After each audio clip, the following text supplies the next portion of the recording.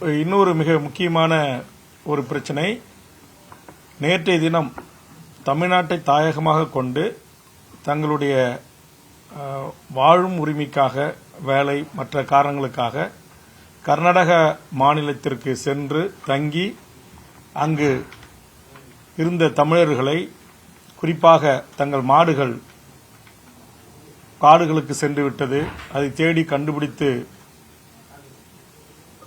அதனுடைய தாயக இடமான அவர்கள் வாழ்கின்ற அந்த இடத்துக்கு கொண்டு வர வேண்டும் என்ற நோக்கத்தோடு 4 தமிழ்நாட்டு இளைஞர்கள் கர்நாடக வனப்பகுதிக்கு சென்றவர்களை கர்நாடக வனத்துறை அநியாயமாக, அக்கிரமமாக அவர்கள் மான் வேட்டையாட வந்தார்கள் என்று அவாண்டமான பழி சுமர்த்தி அவர்களை அருகில் அழைத்து விசாரிக்காமலேயே, தமிழர்கள் என்று தெரிந்த உடனேயே அந்த தமிழில் பேசியது தமிழர் அதை புரிந்து கொண்டு அந்த இன வெறியோடு கர்நாடக வனத்துறை சுட்டு படுகொலை செய்திருக்கிறது. அந்தோணிசாமி, குமார், பீட்டர் என்ற 3 தமிழ்நாட்டைச் சேர்ந்தவர்கள், 3 பேருக்கும் திருமணமாகி குழந்தைகள் இருக்கிறது. இன்றைக்கு அவர்கள் மிகப்பெரிய மன உளைச்சலுக்கு ஆளாகி, பாதிப்புக்குள்ளாகி, கர்நாடகத்தில் வாழ்கின்ற அப்பகுதியினுடைய தமிழர்கள் ஆயிரக்கணக்கிலே திரண்டு போராடி, இது திட்டமிட்ட படுகொலை என்று, இதற்கு நீதி விசாரணை வேண்டும், குடும்பத்திற்கு போராட்டக் குழுவின் சார்பாக 2 கோடி ரூபாய் ஒருவருக்கு நிவாரணம் வழங்க வேண்டும் என்று கோரிக்கை வைத்து போராடியிருக்கிறார்கள். போராடியவர்களை கர்நாடக காவல்துறை காட்டுமிராண்டித்தனமாக தாக்கி அதில் 5 கைது செய்து தற்போது காவல் நிலைய சித்திரவதைக்கு உள்ளாக்கப்பட்டிருக்கிறார்கள். இதை மிக வன்மையாக இந்த அனைத்து கட்சிகளின் கூட்டமைப்பின் சார்பாக நாங்கள் கண்டிக்கிறோம். கடந்த ஆண்டு இதுபோன்று கர்நாடக எல்லையில் மீன்பிடிக்க வந்தார்கள் என்று மேட்டூர் அருகே சேர்ந்த ஒரு மீனவர் குடியில் பிறந்த ஒருவரை அநியாயமாக இதுபோன்று அவரும் எல்லை தாண்டி வந்தார் என்று சுட்டு படுகொலை செய்தார்கள். ஏற்கனவே ஆந்திராவில் 20 அப்பாவி தமிழர்கள் கூலி வேலைக்கு சென்றவர்கள், சித்தாளுக்கு, கொத்தனாருக்கு போன்ற வேலைகளுக்கு சென்றவர்களை பிடித்து செம்மரம் கடத்த வந்தார்கள் என்று காடுகளிலே கட்டி வைத்து தீயிட்டு கொளுத்தி அவர்களை சுட்டு அநியாயமாக படுகொலை செய்தார்கள். இது இல்லாமல் நூற்றுக்கணக்கான உயிர்கள் ஆந்திரா காவல்துறை விசாரணையில் கொல்லப்பட்டிருக்கிறது. இன்னமும் நூற்றுக்கணக்கானவர்கள் தமிழர்கள் விசாரணையின்றி ஆந்திர சிறையில் இருக்கிறார்கள். ஆக தமிழர்களுடைய உயிர் என்றாலே ஒரு கிள்ளுக்கரையாக அண்ட மாநிலங்கள் நினைக்கிறது. கடந்த 2011-12 ஆண்டுகளில் ஐயப்பனை தரிசிக்க சென்ற விழுப்புரம் மாவட்டத்தைச் சேர்ந்த ஒரு கூலி விவசாயி சாந்தவேலை சுடு வெந்நீரை ஊற்றி அவர் துடிக்க துடிக்க இறந்து போனார். அதற்காக நாங்கள் நீதி கேட்டோம். செம்மரம் கடத்த வந்தார்கள் என்று அப்பாவிகளை சுட்டுக் கொள்கிறீர்களே என்று நாம் அப்போது கவர்னர் மாளிகையை 50,000க்கும் மேற்பட்ட தமிழக மக்களை அணிதிரட்டி தமிழக வாழ்வுரிமை கூட்டமைப்பின் சார்பாக மிகப்பெரிய போராட்டங்களை முன்னெடுத்தோம். அந்த குடும்பத்துக்கு கொஞ்சம் நிவாரணம் கிடைக்கப்பட்டதை தவிர அந்த உயிர் தியாகத்துக்கு இதுவரையில் நீதியின் முன் நிறுத்தி அந்த வனத்துறையினரோ காவல்துறையினரோ தண்டிக்கப்படவில்லை. இங்கு தமிழ்நாட்டு மீனவர்கள் மீன்பிடிக்க சென்றால் சிங்கள ராணுவம் சுட்டு படுகொலை செய்கிறான். ஐயப்பன் கோயிலுக்கு சாமி கும்பிட போன அங்க மலையாளிகள் கேரள காவல்துறை வனத்துறை அடிச்சு கொள்றான். இங்க ஆந்திராவிலையும் தெலுங்கானாவிலையும் இது போன்ற நிலைமை ஏற்படுகிறது என்று சொன்னால், தமிழ்நாடு முதலமைச்சர் நான் இந்த நேரத்தில் வேண்டுவது, வட இந்தியர்கள் இங்கு தாக்கப்படுகிறார்கள் என்கிற ஒரு வதந்தி பரவிய உடனேயே அந்த நாட்டுடைய துணை முதலமைச்சரிலிருந்து அந்த நாட்டுடைய சீஃப் செக்ரட்டரி, தலைமைச் செயலாளருக்கு நிகரான அதிகாரிகள் குழுவை அனுப்பி வட இந்தியர்கள் இங்கு உயிர் அச்சமில்லாமல் வாழ்கிறார்களா என்பதை உறுதி செய்து நாட்டுடைய டிஜிபி, போலீஸ் கமிஷனர், ஜோனல் கமிஷனர்கள், ஐஜிக்களோடு கூட்டம் நடத்தினார்கள். ஆனால் இறந்து 24 மணி நேரம் இன்றைக்கு 3 அப்பாவி தமிழர்கள் பிழைக்கப் போன இடத்தில் சுட்டு படுகொலை செய்திருக்கிறது கர்நாடக அரசு. தமிழ்நாட்டு முதலமைச்சரிடமிருந்து ஒரு கண்டனம் கூட இதுவரையில் வரவில்லை. உடனடியாக ஒரு கூடுதல் தலைமைச் செயலாளர், ஒரு கூடுதல் காவல்துறை இயக்குநர் தலைமையில் ஒரு குழுவை அனுப்பி உடனடியாக கர்நாடக முதலமைச்சரிடம் இந்த குழு சந்தித்து பேச்சுவார்த்தை நடத்தி இந்த 3 கொலைகளுக்கும் உடனடியாக கொலை செய்த வனத்துறையின் மீது 302 கொலை வழக்கு பதிவு செய்து அவர்கள் நீதியின் முன் நிறுத்த முதலமைச்சர் அழுத்தமான வேண்டுகோளை முன்வைக்க வேண்டும். உயிரிழந்த குடும்பத்திற்கு உரிய நிவாரணத்தை கர்நாடக அரசிடமிருந்து பெற்றுத்தர வேண்டும். இல்லை என்றால் இதில் ஒத்த கருத்துள்ள இந்த அனைத்து கட்சிகள் கூட்டமைப்பு மற்றும் தமிழர் வாழ்வுரிமை கூட்டமைப்பில் இருக்கிற ஒத்த இயக்கங்கள் சமூக மாற்றத்திற்காக களத்தில் இருந்து போராடுகிற இயக்கங்களை அணிதிரட்டி இந்த படுகொலைக்கு காரணமாக இருந்த கர்நாடக வனத்துறையைச் சேர்ந்த எவர் தமிழ்நாட்டின் எல்லைக்குள் வந்தாலும் அவர்களை தமிழக சூடு சொரண மானம் தன்மானம் மொழி உணர்வு இன உணர்வு பற்றுள்ள தமிழர்கள் ஒன்று கூடி அதற்கான மிகப்பெரிய ஒரு போராட்டத்தை எடுப்போம் என்பதை கர்நாடக அரசுக்கு எச்சரிக்கையாக பதிவு செய்கிறோம். தொடர்ந்து தமிழ்நாட்டு தமிழர்களை அங்கு அடிப்பதும் கொலை செய்வதும் வீடுகளை சூறையாடுவதும் பேருந்துகளை எரிப்பதும் என்கிற வன்முறை வெறியாட்டம் காவேரி மேகதாட்டில் இன்றைக்கு அணையை கட்டப்போகிறோம் என்று சொல்லிவிட்டதோடு மட்டுமல்லாமல் உச்சநீதிமன்றங்கள் காவிரி நதிநீர் ஆணையம் கூறிய தண்ணீரை மாத அளவில் திறந்து விடுவதற்கு நேர் மாறாக இன்றைக்கு அங்கு இருக்கிற விவசாயிகளையும் அங்கிருக்கிற கன்னட வேதிய கும்பல்களையும் தூண்டிவிட்டு இன்றைக்கு தமிழ்நாடு பேருந்துகள் தடுத்து நிறுத்தப்படுகின்றன, சரக்குந்துகள் நிறுத்தப்படுகிறது, மகிழுந்துகள் நிறுத்தப்படுகிறது. தமிழர்கள் உயிரச்சத்திலேயே அண்டை மாநிலம் கர்நாடகத்துக்கு சென்று வரக்கூடிய அவலத்துக்கு தமிழர்கள் தள்ளப்பட்டிருக்கிறோம். தமிழ்நாட்டு மக்களால் தேர்ந்தெடுக்கப்பட்ட அரசும் காவல்துறையும் அரசு இயந்திரமும் கள்ளமோனும் சாதித்துக் கொண்டிருக்கிறது. இதை நாங்கள் மிக வன்மையாக கண்டிக்கிறோம். ஆதலால் கர்நாடக அரசுக்கு எச்சரிக்கையாக நாங்கள் சொல்ல விரும்புவது, உங்கள் அரசு பேருந்துகள் எங்கள் மண்ணுக்கு வந்து போகின்றன, உங்கள் அரசு அதிகாரிகள் வாகனங்கள் எங்கள் மண்ணுக்கு வந்து போகிறது, உங்கள் அரசியல்வாதிகள் அதிகாரிகள் விமானத்தின் மூலமாக மகிழுந்தின் மூலமாக எங்கள் மாநிலத்திற்கும் எங்கள் எல்லைக்கும் வந்து போகிறீர்கள்.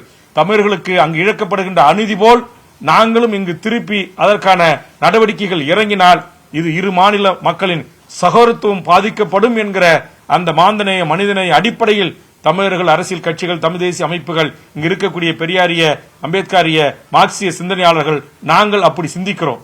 ஆனால் கர்நாடகா ஒருபோதும் அப்படி சிந்தித்தது இல்லை. அங்கிருக்கிற கன்னட வெறி கும்பல்களை தூண்டிவிட்டு அதற்கு பின்னால் அரசு பதுங்கிக் கொள்கிற இந்த மோசமான நடவடிக்கை முற்றுப்புள்ளி வைக்க வேண்டும். அதற்கு உரிய நடவடிக்கைகளை தமிழ்நாடு முதலமைச்சர் போர்க்கால அடிப்படையில் எடுக்க வேண்டும் என்று இந்த நேரத்தில் நான் வலியுறுத்தி கேட்டுக்கொள்கிறேன். இதை செய்ய அவர்கள் தவறினால் நிச்சயம் வேறு விதமான விளைவுகளை கர்நாடக அரசு இயந்திரம் தமிழ்நாட்டில் சந்திக்கும் என்பது எச்சரிக்கையாகவே நான் பதிவு செய்கிறேன். நன்றி. வாங்க.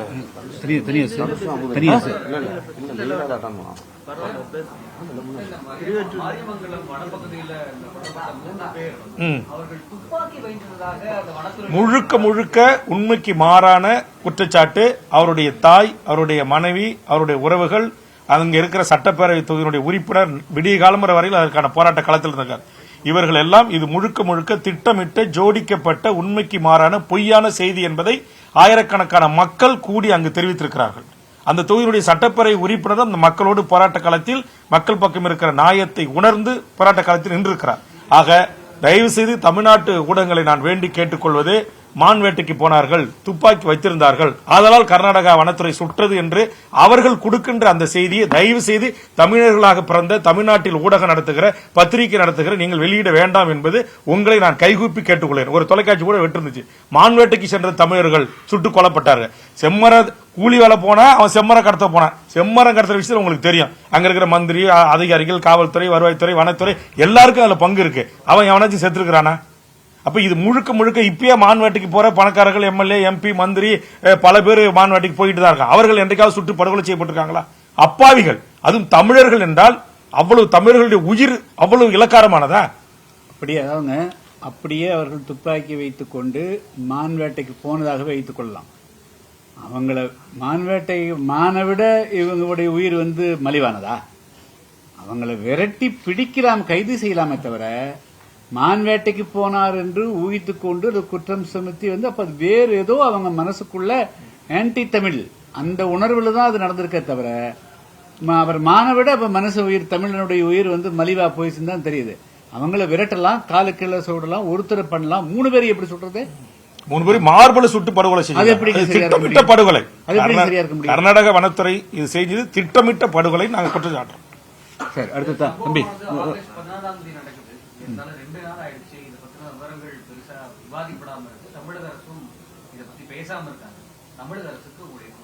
தமிழக அரசினுடைய கோரிக்கை தான் நான் சொல்றேன். முதலமைச்சர் அவர்கள் உடனடியாக வாய் திறக்கணும்.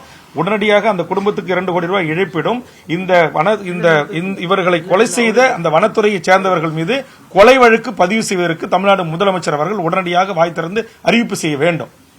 இதுக்கு உதாரணம் சொல்றேங்க.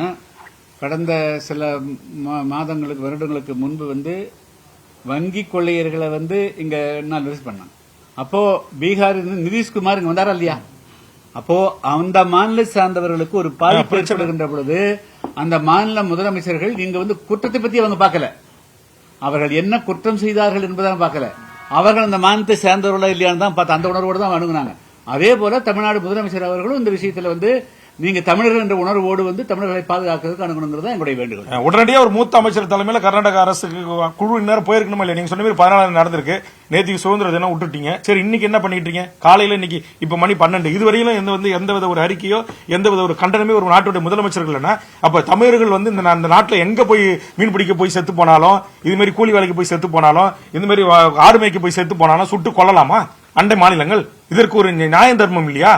அதுக்காக தான் நாங்க ஒருபடி மேலே போய் சொல்றோம்.